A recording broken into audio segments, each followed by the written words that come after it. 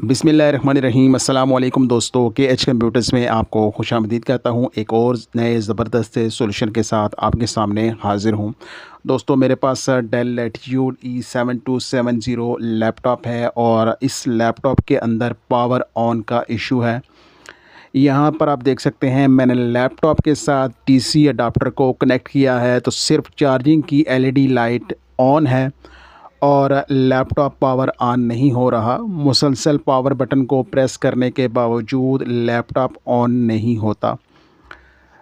DC adapter बिल्कुल ठीक है और मुकम्मल वोल्ट्स वो दे रहा है और उसमें वोल्ट का कोई इशू नहीं है। और आप देख सकते हैं फ्रंट पे जो मैंने आपको दिखाया चार्जिंग LED भी मुसलसल ऑन है और पावर बटन को मुसलसल प्रेस करने के बावजूद लैपटॉप ऑन नहीं हो रहा।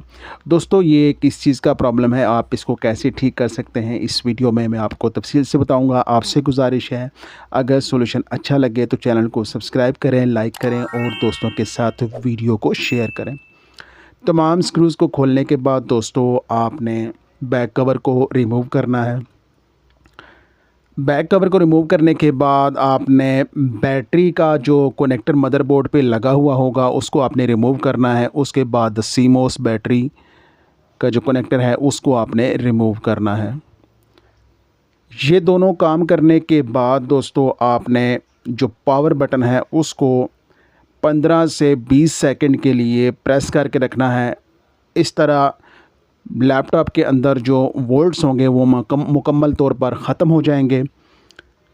अगर ये प्रॉब्लम आपके इस की वजह से होगा तो इंशाल्लाह ये प्रॉब्लम आपका ठीक हो जाएगा। यहाँ पर दोस्तों मैंने 15 सेकंड के लिए पावर बटन को प्रेस करके रखा है और बैटरी का कनेक्टर डिस्कनेक्ट किया है, उसके बाद CMOS बैटरी का। तो यहाँ पर आप देख सकते हैं लैपटॉप की जो पावर बटन की लाइट है वो ऑन हो चुकी है।